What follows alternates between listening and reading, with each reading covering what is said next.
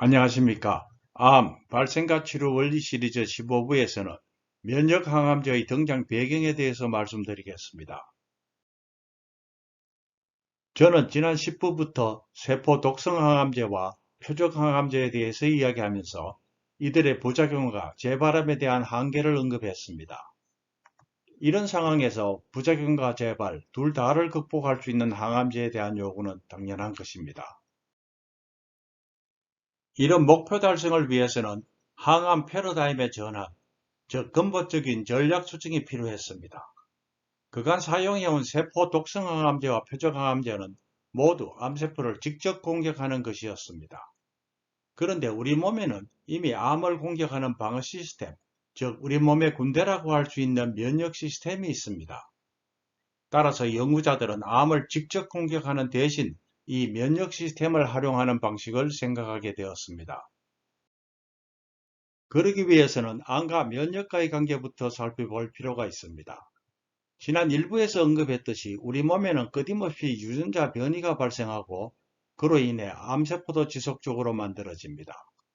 그러나 우리 몸의 면역 시스템이 이를 파악하여 암세포를 그때그때 모두 제거하기 때문에 우리가 건강하게 지내는 것입니다.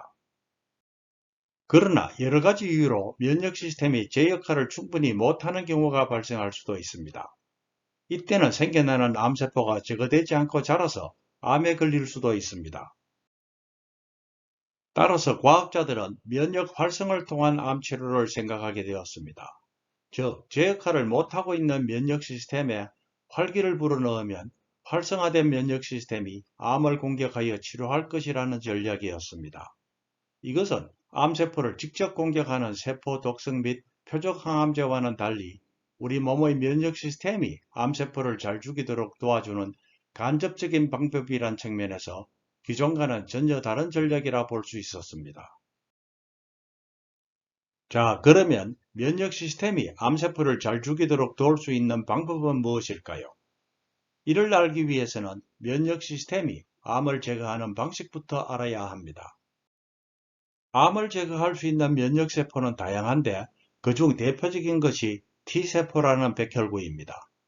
T세포에도 여러 가지 종류가 있는데 그중 하나는 암세포를 인식하고 다가가 결합을 한 후 공격을 퍼부어 암세포를 죽입니다. 이런 T세포를 사이토톡식 T림포사이트, 줄여서 CTL이라고 하는데 암살상 T세포로 번역할 수 있습니다. 이 영상에서는 이 세포를 그냥 간단히 CTL이라고 표기하겠습니다. 그런데 CTL이라는 세포는 사실 매우 위험한 존재입니다. 왜냐하면 암세포를 죽일 수 있는 전문 킬러이지만은 자칫 잘못되면 암세포뿐만 아니라 우리 몸도 다칠 수 있기 때문입니다. 따라서 CTL의 활성, 즉 CTL의 암세포 살상 능력은 우리 몸이 필요로 하는 만큼만 유지되도록 정교하게 조절할 필요가 있습니다. 예를 들어 암세포가 없거나 많거나 적은 경우 우리 몸이 필요로 하는 CTL의 활성 정도를 살펴보겠습니다. 우선 암이 없을 때는 당연히 암을 죽이기 위한 CTL의 활성이 필요 없습니다. 그러나 암이 많을 때는 이 활성이 많이 필요하고 암이 적을 때는 조금만 필요합니다. 그렇다면 우리 몸은 CTL의 활성을 어떻게 상황에 맞게 조절할까요? 흥미롭게도 우리 몸은 CTL 활성 조절을 위해 컴퓨터처럼 이진법을 사용합니다. 즉 CTL의 활성을 켜는 장치와 끄는 장치, 이 두 가지를 사용합니다. 불을 켜면 활성 CTL이 되고 불을 끄면 비활성 CTL이 되는데 이 중 활성 CTL만이 암세포를 죽이고 비활성 CTL은 그러지 못합니다. 그리고 몸은 몸 상태에 맞게 활성 CTL의 수와 비활성 CTL의 수를 조절합니다. 이것을 좀 더 쉽게 설명하기 위해서 CTL 활성이 많이 필요한 경우와 조금 필요한 경우의 두 가지로 나누어 살펴보겠습니다.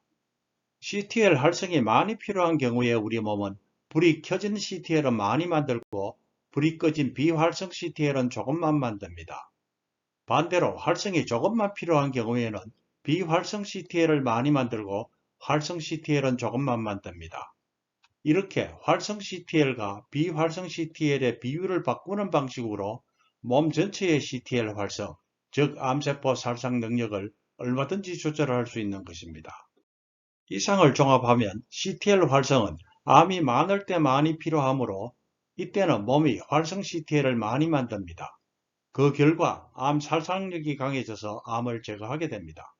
이 과정에서 암의 크기가 줄어들면 CTL 활성은 조금만 있어도 됩니다.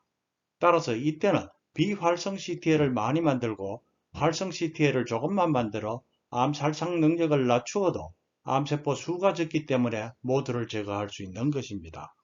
이것이 우리 몸이 필요한 만큼의 CTL 활성을 유지하는 방식입니다. 그런데 암이 생겨서 CTL 활성이 많이 필요한 상황에서도 활성 CTL은 조금만 만들어지고 오히려 비활성 CTL이 많이 만들어지는 경우가 있습니다. 이때는 몸의 암 살상 능력이 약해져서 암을 죽이지 못하게 됩니다. 이것이 바로 많은 암 환자에서 일어나는 상황이고, 이 경우 암을 모두 제거하기에는 CTL 활성이 너무 낮기 때문에 암은 계속 성장하고 커지는 것입니다. 따라서 이런 암 환자를 치료하기 위해서는 비활성 CTL 수는 줄이고 활성 CTL 수를 늘려서 몸의 암 살상 능력을 높여야 합니다. 문제는 어떻게 그렇게 할 수 있느냐는 것입니다. 이런 상황과 필요성에 의해서 등장한 것이 바로 면역항암제입니다. 면역항암제가 CTL의 활성을 높여서 암을 치료하는 방식에 대한 이야기는 16부에서 계속하도록 하겠습니다. 감사합니다.